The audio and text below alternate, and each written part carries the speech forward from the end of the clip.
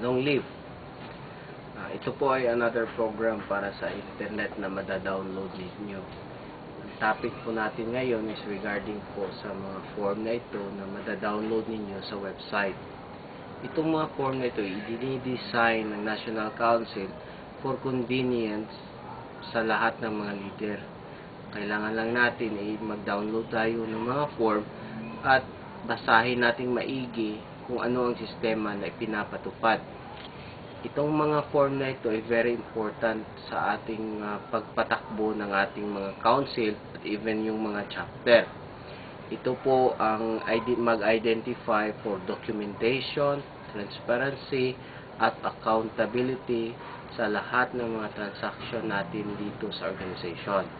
So, dapat po, ipinapayo ko sa lahat ng mga leader na mag-download kayo ng form at i-study ninyo kung paano ito may apply sa inyong sistema.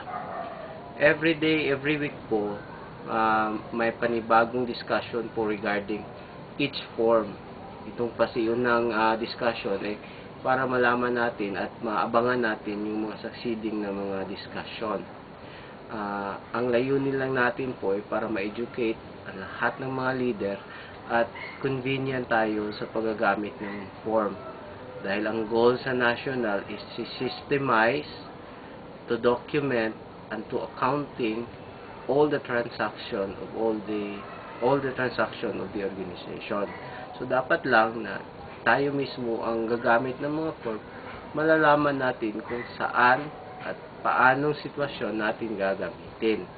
Itong mga form na ito available sa Visayas website.